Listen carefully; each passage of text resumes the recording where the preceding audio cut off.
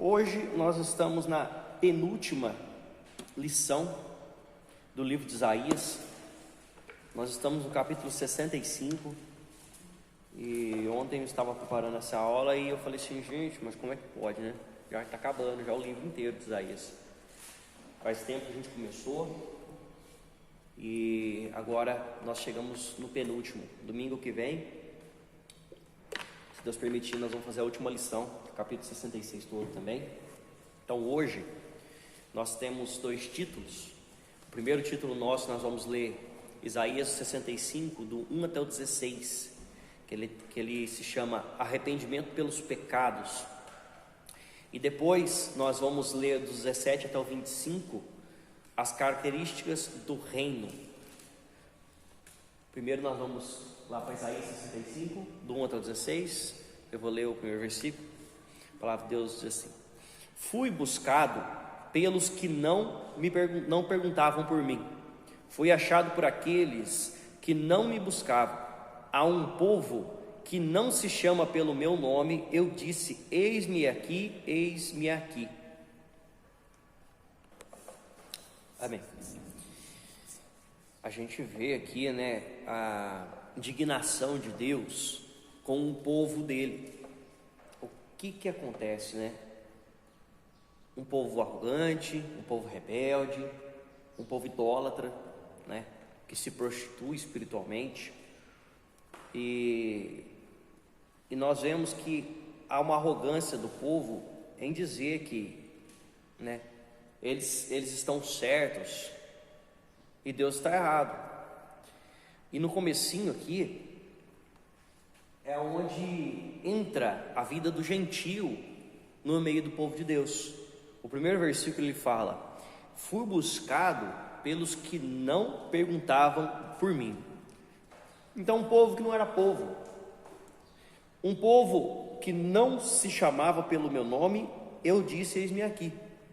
Aí o versículo 2 é o contraste: estendi as mãos.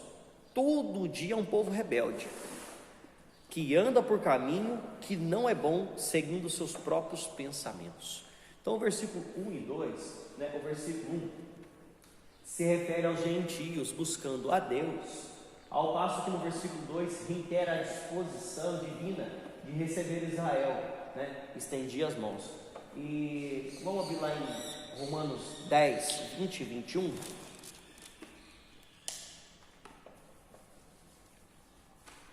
Romanos 10, 20 e 21. Dois irmãos leem para mim, um lê um versículo para o outro.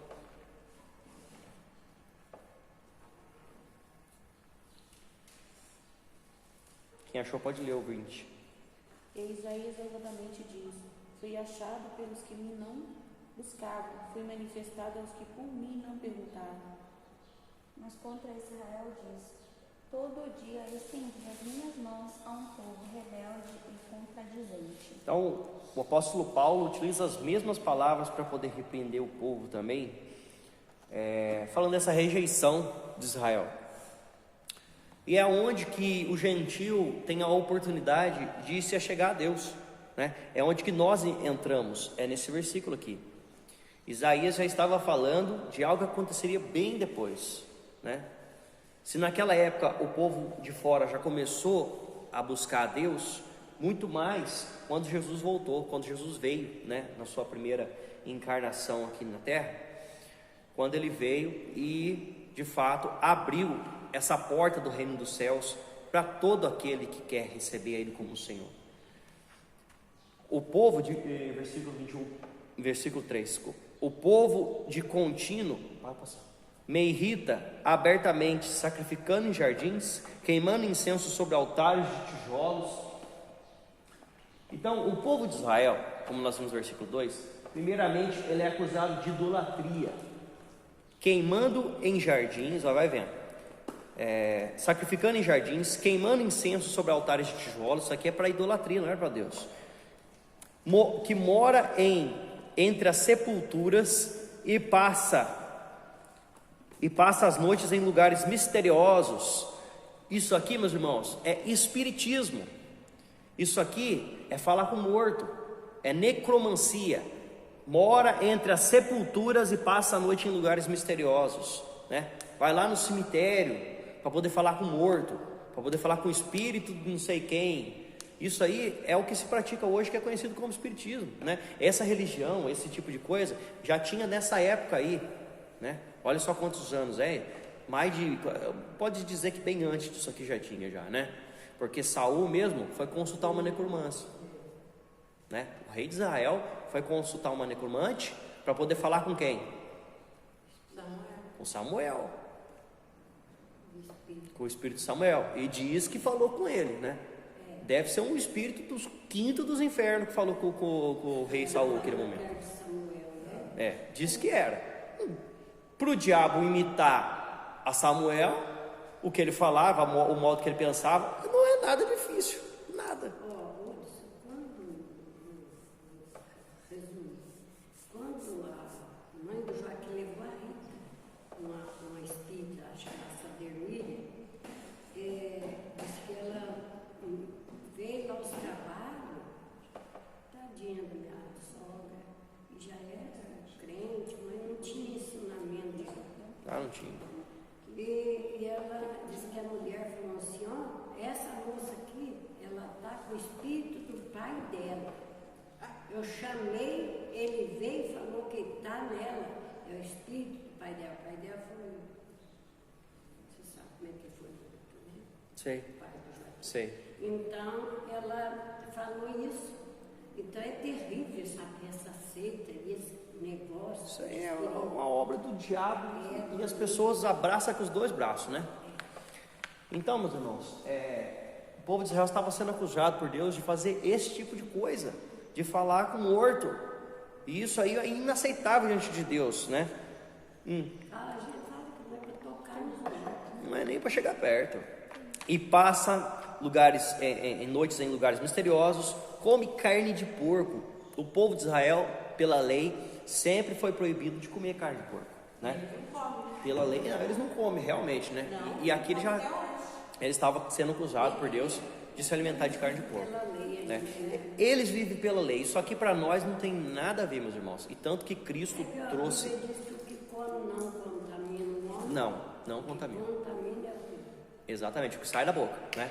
Então Cristo trouxe para nós um novo e vivo caminho, sem esses ritos da lei, né? Porque se a gente fosse também seguir isso aqui tudo, já estava todo mundo sendo condenado, porque não tem condição, né? Mas eles estavam sendo acusados por infringir a lei de Moisés, né? Infringir a lei mosaica, comendo carne de porco.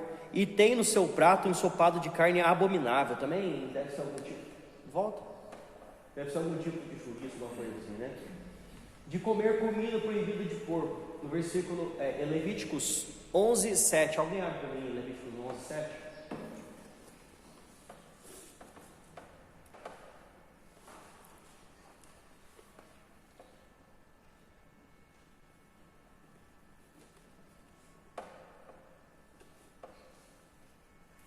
Levítico é o terceiro livro da Bíblia. Levíticos 11, 7. Também o porco, porque tem unhas, que fala fendidas. Fendidas. Isso. E a fenda das unhas divide em duas, mas não remói. Este vós será imundo. Então, vos será imundo o porco, porque ele tem as unhas ou as patas, né, fendidas, porque eles não podiam, eles podiam comer animal, olha só, eles podiam comer animal com as patas fendidas, mas que remoesse. Que no caso a vaca, né, o boi, eles têm as patas fendidas no meio, são divididas em duas unhas, né, mas eles ruminam, eles remoem. O porco não faz isso, o porco come uma vez só, né? A vaca tem 4 estômagos. E animal que tem a pata, que é uma unha só, também não podia comer, que no caso são cavalos, burros, né? Esse tipo de animal. Tem a unha e rumina também. Também rumina. Então eles comem a ovelha, carneiro, boi, né? Eles comem frango, essas coisas eles comem. Tem outros animais também, só que eu não vou lembrar todos aqui. Mas tem uma espécie de gafanhoto que eles podem comer, tem umas que eles não podem comer. Então até os insetos também na Bíblia foi explicado certinho, está tudo em Levíticos, falando principalmente dessa parte de comida. Mas quem proibiu eles de comer a carne do porco foi Deus. Foi Deus, Aí quando você traz agora, né, para o nosso tempo, certo? aí tem um princípio porque Deus proibiu eles de comer. Você entendeu? Eu creio que é por causa dos vermes a carne do porco. Que a carne do porco, Talvez naquela época, né, não tinha nenhum tipo de tratamento, né? eu acho que é por causa dos vermes da carne do porco. Eu não gosto. A carne do porco, para você comer, se você for fritar, você tem que pingar na água para ela cozinhar. E mesmo assim, tem vermes nela que continuam vivos. A esposa da minha vizinha faleceu, quando fizeram o raio-x da cabeça, estava tudo furado. O médico tirou, depois de morto, falou que era da carne do porco. Olha só, Então eu acho que lá Deus já sabia que eles não teriam condições tratar, né? de tratar aquilo e proibiu. Mas É que não, hoje tem injeção, né, para tratar o animal, hoje a tudo, gente né? sabe preparar a carne. Sabe também, preparar né? carne, hoje o ser humano é muito mais avançado, né? Então, vai estar uma frente. Para isso aí mesmo, para evitar doenças. Realmente. Então, é coisa de Deus, né? Coisas que ia matar a pessoa que o tempo não tinha. Não tinha nada, não tinha médico, não tinha hospital. Hoje você vê um porco surdo, Ele é tratado, ele não come mais porcaria. Não, é tudo tratado. Ele come só ração, Mas mesmo assim, a carne do porco, o médico falou pra mim, depois que eu fiquei Ela não é boa para a saúde, né? a carne do porco não é uma carne do porco, talvez você não sabe preparar ela. Então olha para você ver, né? A gente vai descobrindo, né, os motivos, né? Mas enfim, aquilo espiritualmente para eles era proibido. Então, de fato, né, eles estavam infringindo não só uma questão, né, que nem a gente está falando que podia ser uma questão de saúde, mas ele estava infringindo a lei diretamente contra Deus, né? Porque Deus falou, não faça. E a partir do momento que você faz aquilo que não é para fazer, você está cometendo um pecado, está transgredindo a lei, né? o sangue é proibido. Não, o sangue sempre foi proibido, né? Isso aí pode ter certeza que Deus é abominável. Como algumas poucas uvas boas encaixam, assim há um remanescente piedoso em Israel. Versículo 8 e 9. Eu vou ler aqui onde a gente parou. A gente tinha visto o versículo 4, né? Versículo 5 diz assim: povo que diz, fica onde está, não te chegues a mim, porque eu sou mais santo do que tu, és no meu nariz, como fumaça de fogo que arde o dia todo.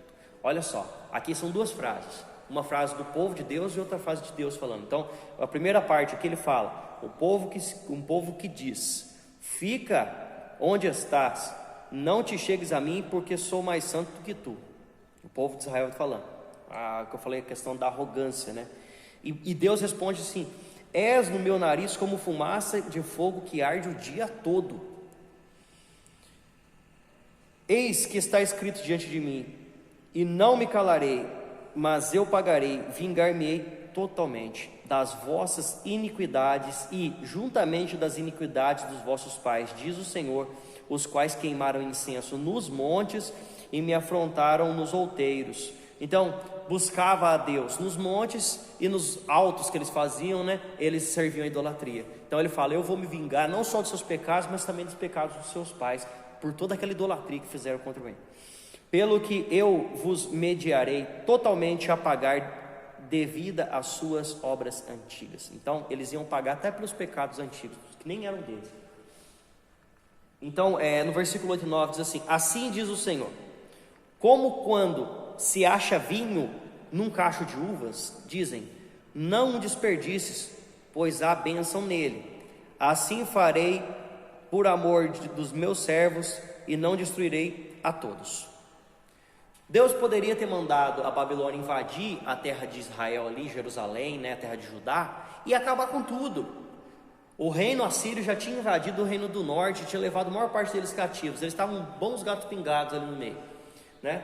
E a Babilônia invadiria, né, posteriormente a Jerusalém, porque eles ainda estavam na época do rei Ezequias. O rei Ezequias tinha sido um rei piedoso diante de Deus, Deus concedeu mais 15 anos de vida. E Isaías, quando estava lá, foi profetizando essas coisas que aconteceriam depois. Então, nessa época, o rei Ezequias enfrentou um cerco assírio, né, de Senaqueribe, mas Deus derrubou o exército de Senaqueribe, 185 mil numa noite só, uma peste, e eles recuaram. ele ouviu surtos de guerra na terra dele, voltou, e quando chegou lá, foi morto à espada pelo seu filho e o amigo. E depois do reinado do rei Ezequias, viria então a Babilônia e invadiria Israel e levaria cativo eles. E é até interessante notar aqui, né, que Deus tanto não destrói todo o povo, mas depois no futuro, quando cai a Babilônia pela invasão persa, Deus usa Ciro para poder trazer o povo de volta a Jerusalém. E aí o que é interessante aqui é que até esse momento o reino estava dividido em dois, desde Salomão, quando Deus tomou da mão de Salomão e deu a Jeroboão, seu escrivão, 10 reinos de Israel, e permitiu que Salomão e Roboão, né, seu filho, ficassem com 2 reinos por amor de Davi, para que viesse Jesus da descendência de Davi no reino de Judá. Até aí, desde aí, melhor dizendo, até chegar aqui, até essa invasão da Babilônia, o reino era dividido em 2: reino do norte, 10 tribos, reino do sul, 2 tribos.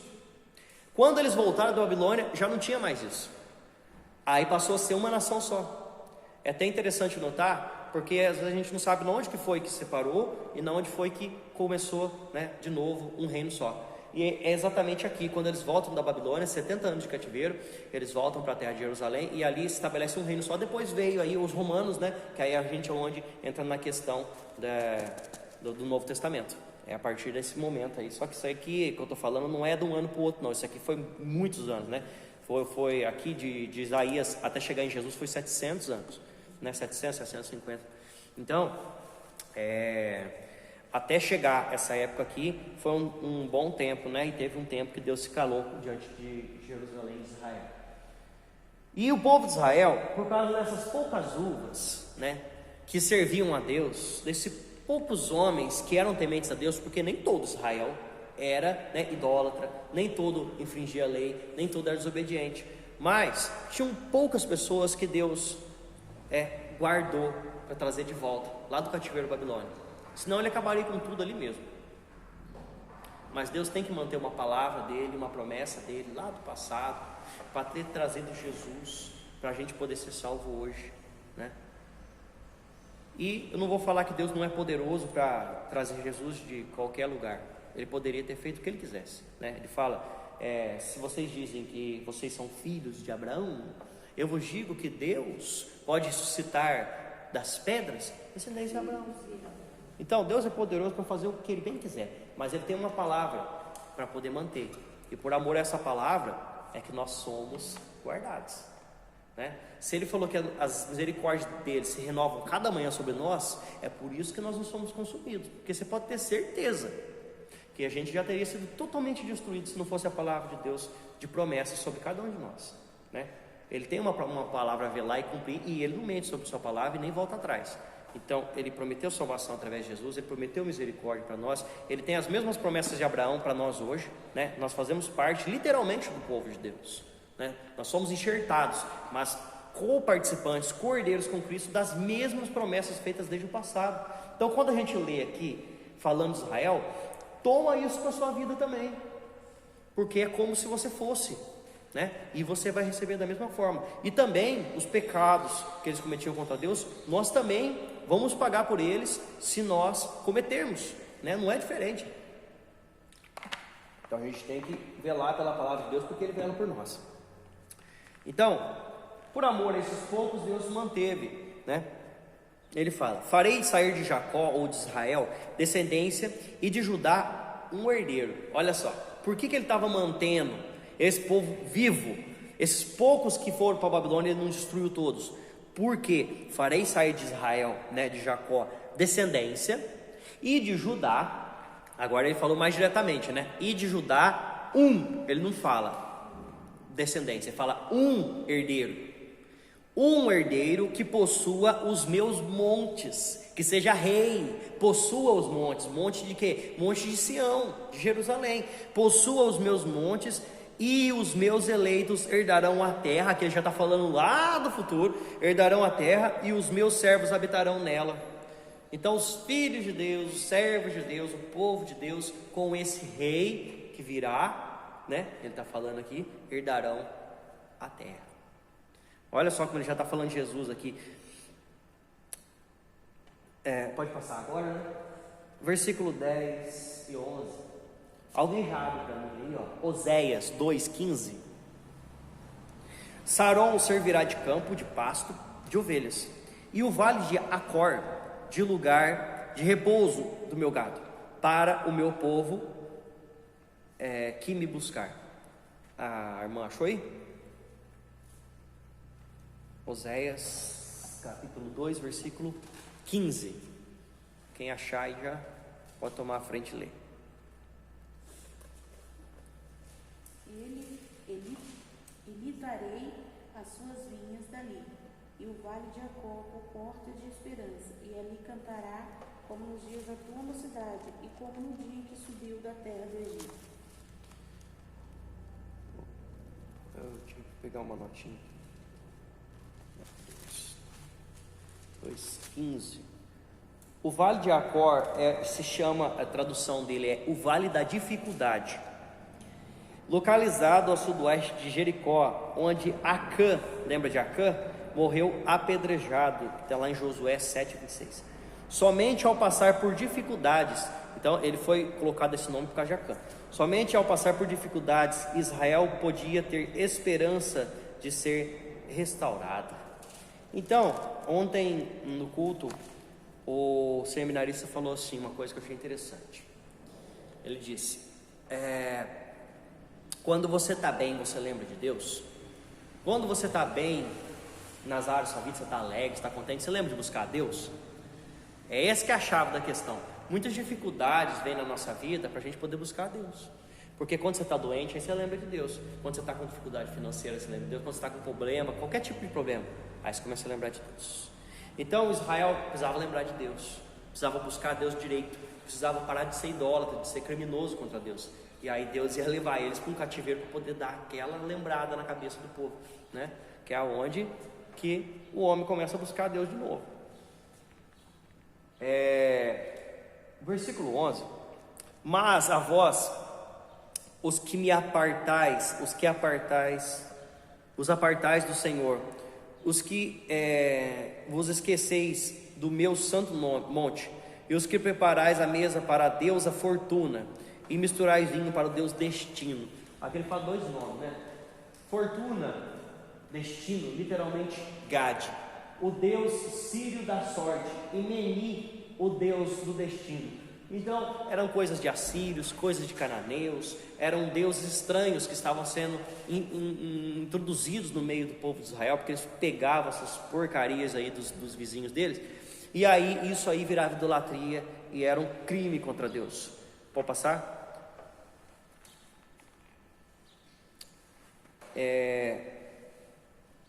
Do 11 até o 16, do 12 ao 16, né? Mas vos destinarei a espada, e todos vos encurvareis à matança, porquanto chamei e não me respondeste, falei e não atendeste, mas fizeste o que é mal perante mim, e escolheste aquilo que não tinha prazer. Então Deus corrigiu o povo, chamou a atenção do povo, trouxe os profetas, falou, mas o povo foi ignorante e não ouviu. Pelo que assim diz o Senhor Deus: eis que os meus servos comerão, mas vós padecereis fome. Os meus servos beberão, mas vós tereis sede. Os meus servos se alegrarão, mas vós vos envergonhareis. Então eles iam ser levados ao cativeiro, mas quem obedecesse a Deus ia aguentar tudo aquilo, ia passar bem. Mas aquele que fosse não buscasse a Deus, aquele que fosse rebelde contra Deus, ia passar totalmente o contrário. Os meus servos cantarão por terem um coração alegre, mas vós gritareis pela tristeza do vosso coração e uivareis pela angústia de espírito. Deixareis o vosso nome nos meus eleitos, deixareis os vossos nomes aos meus eleitos por maldição.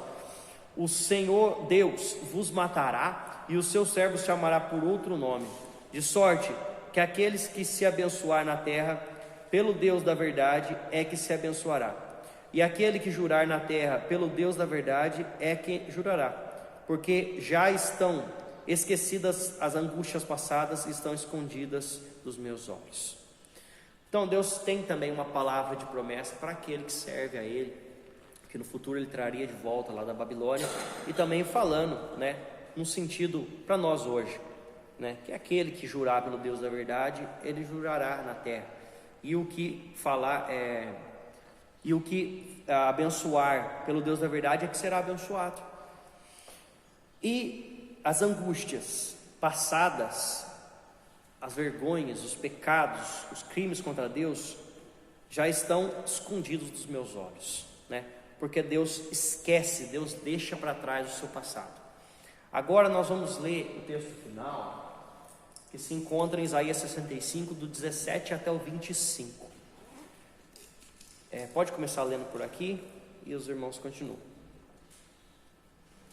Porque ele acordará. 18. Mas julgareis e exaltarei perpetuamente os que criam, porque eis que criam para Jerusalém uma alegria e para seu povo um gozo. E folgarei em Jerusalém e exultarei no meu povo, e nunca mais se ouvirá nela voz de choro, nem voz de clamor. Não haverá mais nela crianças de poucos dias, nem velhos que não cumpra os seus dias, porque o mancebo morrerá de 100 anos, mas o pecador de 100 anos será amaldiçoado. E edificarão casas, e as habitarão, e plantarão vinhas, e comerão o seu fruto. Não edificarei para que outros habitem, não plantarão para que outros comam, porque os dias do meu povo serão como os dias da árvore, os meus eleitos usarão das obras das suas mãos. Não trabalharão de balde, nem terão filhos para a sua perturbação, porque são a semente dos benditos do Senhor e os seus descendentes com eles. E será que antes que clamem, eu responderei, estando eles ainda falando, eu os ouvirei. 25. 25. Sim. Pode ler. O lobo e o cordeiro se apacentarão junto ao leão, comerá palhas como os bois, o pó será comida de serpente. Não farão mal nem danos em todo o meu santo monte, assim diz o Senhor. Amém. Então aqui, como a gente tem sempre visto, né, Isaías fala muito da Nova Jerusalém, do novo céu, nova terra, talvez por muita alegria, né? Ele falava várias vezes desse lugar, e Deus trazia para ele sempre talvez um vislumbre, né? Ele fala para nós em palavras, mas talvez ele estivesse vendo, né?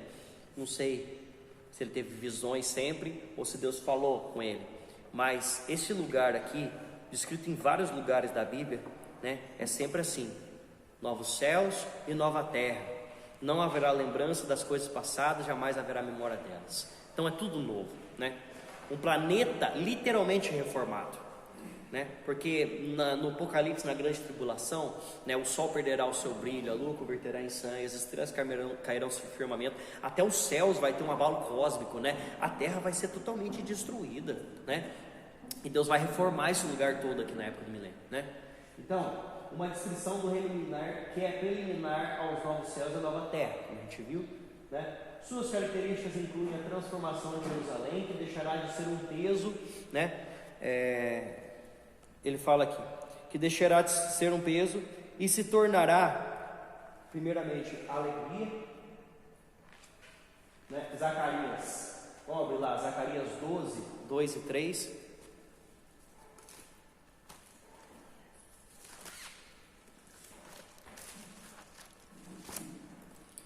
Zacarias 12, 2 e 3. O 2 diz assim, ó, outro irmão lê comigo aí. 2 diz assim: eis que eu farei de Jerusalém um cálice de tontear para todos os povos em redor, e também para Judá, durante o sítio contra Jerusalém. Versículo 3. E acontecerá naquele dia que farei de Jerusalém uma pedra pesada para todos os povos, carregam com ela, certamente serão despedaçados, e ajuntar-se-ão contra ela todas as nações da terra. Então olha só como que vai ser no final aqui, né? Um cálice de tontear. A ira de Deus deixará aturdidos aqueles que atacarem Jerusalém. Naquele dia, essa expressão ocorre 16 vezes nesses últimos 3 capítulos de Zacarias, e refere-se à campanha militar futura do Armagedon. Então aqui no versículo 3 ele fala da guerra do Armagedon, né? Pedra pesada, os agressores descobrirão que Jerusalém não pode ser movida. Então vai ser todas as nações contra a terra de Jerusalém, né? E eles todos vão cair, porque Deus vai vencer essa guerra contra eles. Então aqui esse lugar vai ser transformado, Jerusalém vai ser o centro da terra, né? Vai ser uma terra invencível de um povo abençoado, vai ser tudo mudado aqui. Então, primeiro é essa alegria, a longevidade. No versículo 20, observe que haverá punição para o pecado durante o milênio. Olha só que coisa, não haverá mais nela criança para viver poucos dias, nem velho que não possa cumprir os seus, tá? Então, longevidade de vida. Porque morrer aos 100 anos é morrer ainda jovem, e quem pecar só aos 100 anos será amaldiçoado. Olha só que coisa. Então vai ter sim punição, pelo que a gente entende literalmente aqui, pelos pecados. Então sim, né, nós talvez, quem tiver dentro dos muros de Jerusalém, não, eu acredito dessa forma, porque quando a igreja for arrebatada, quando o povo for morar com Deus, vai ser um corpo novo. Nós vamos receber um novo corpo. Nós não vamos entrar com carne e sangue neste santo lugar. Mas quem ficar para o lado de fora, porque a gente tem que lembrar que vai ter a grande tribulação, e aí a época do milênio vão sobrar pessoas para o lado de fora desse muro de Jerusalém, né? Outras nações inteiras. Quem ficar para o lado de fora continua sendo ser humano, né? Quem estiver para o lado de dentro vai ser um povo transformado. Então haverá sim punição para os que estiverem para o lado de fora, só que vai ser totalmente diferente, né? O diabo vai estar preso para não seduzir as nações nessa época, né? Vai ser um período que o povo de fora vai poder chegar perto do povo de Deus lá e adorar, né, diante de Deus, para que a sua terra seja abençoada. Então vai ser uma época diferente, sim, mas haverá, né, pelo que a gente entende, haverá punição pelos pecados, né, de quem cometer crimes contra Deus nessa época. Paz e segurança, do 21 até o 23. Eles edificarão nela casas, habitarão, plantarão vinhas, comerão do seu fruto. Não edificarão para que os outros habitem, não plantarão para que os outros comam, porque a longevidade do meu povo será como a da árvore, né? Árvores. Árvore talvez assim, é uma das coisas que mais vive nesse planeta, né? Tem árvore de mais de 2000 anos vivas até hoje, né? Então ele compara assim: os meus eleitos desfrutarão de todas as suas obras, das suas próprias mãos. Não trabalharão debalde, não terão filhos para a calamidade, né? Ele fala filhos para a perturbação, né? Porque são a posteridade bendita do Senhor. É um povo totalmente diferente, é um povo que tem uma nova vida, né? Nós vamos viver um corpo espiritual. Ele que fala aí, os filhos não vai ser rebelde, né? É por isso que eu falo, quem tiver do lado de dentro dos muros, quem que for salvo por Deus, vai ter um corpo mudado, né? Não vai ter um corpo como esse, é um corpo transformado, né? Como o corpo de Cristo. Os seus filhos estarão com ele, e a remoção da inimizade na natureza, né? Que a gente viu aqui, que também fala: o lobo e o cordeiro pastarão juntos, o leão comerá palha com o boi, né? Pelo visto, nem animal carnívoro não vai ter mais nessa época, né? E para a serpente sempre é a mesma coisa, né? A serpente, a comida é o pão. Falando que o leão vai comer palha, né? Então não vai ter, ele não vai querer comer o pessoal mais. Não. E nem outros bichos. Eu acredito que no Éden era assim também. Eu acho que no Éden também não tinha... Não, a gente comia certo fruto. Não tinha necessidade de comer carne, né? Isso aí é tudo consequência do pecado, né? O leão sentava perto de mim, não era ele. Eu olhando e ia, opa, Olhando a cara do irmão do Ô, vô, senta perto do não quer mais não. Ô, vô, Leão senta perto do nosso cheio de churrasco. Eu venho comer capim. Isaías 11, do 7 até o 9, também fala sobre isso, né?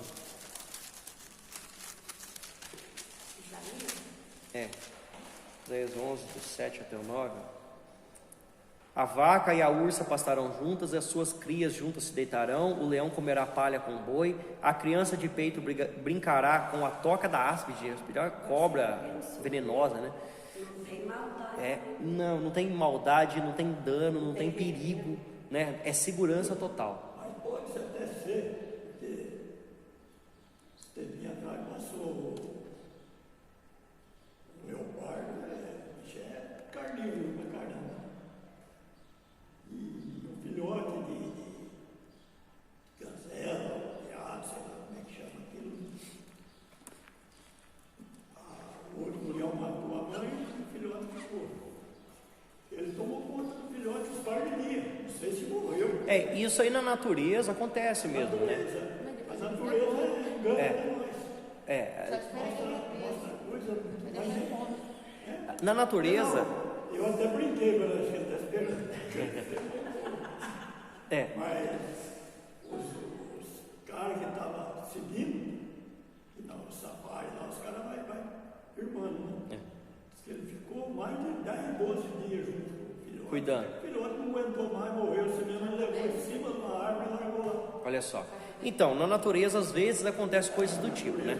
A palavra de Deus diz assim, que toda criação e toda a natureza geme pela volta de Cristo. Eu acho que de todas as criações, a única que não tem instinto de mãe é a cobra. Não, sim, tem alguns animais que são mais... Ela não tem porque é o seguinte, ela bota, põe embaixo da terra e ó, Vai embora. vai nascer sozinha, vai se virar. A tartaruga é assim também, né, os Se animais... encontrar, às vezes, ali, depois que nasceu, ela mesmo vai comer. Muitas vezes. Também. Então, toda a criação de Deus, ela geme e chora e clama para a volta de Jesus. Por quê? Porque tudo isso que acontece hoje é consequência do pecado que um dia foi introduzido na terra, né? Então os animais, eles por instinto, eles fazem essas coisas, né? Eles são assim, dessa forma. E toda a criação paga pelo pecado, né? Todas as plantas, o planeta, tudo, meu irmão, tudo, até o que o pastor Cláudio falava, até o ET que está lá no espaço sideral, ele paga pelo pecado do homem. Tudo que foi criado por Deus paga pelo pecado do homem. Então toda a natureza geme e clama pela volta de Jesus, para que o mundo seja refeito, seja restabelecido, para que pare de ter essas coisas, né? Que é o mal introduzido sobre a terra. Então, um dia vai ser isso transformado. No versículo 25, no finalzinho lá de Isaías 65, diz assim: não se fará mal, nem dano algum em todo o meu santo monte, diz o Senhor. Então Deus tem para nós, para o povo dele, um novo céu, uma nova terra, uma nova cidade preparada, mas nós precisamos permanecer nesse caminho para que a gente não fique do lado de fora do muro, né? Porque ficar do lado de fora do muro, o negócio vai ser feio. Então, meus irmãos, pode passar? Pode passar. Acabou. Semana que vem, só para encerrar mesmo, semana que vem, próxima lição é a última do livro de Isaías, e nós vamos ler Isaías 66 todo, né? São 3 títulos separados. Primeiro, a repreensão da hipocrisia. Depois, o renascimento de Israel. E o terceiro, o regozijo no futuro. Amém? Então, Deus abençoe os irmãos.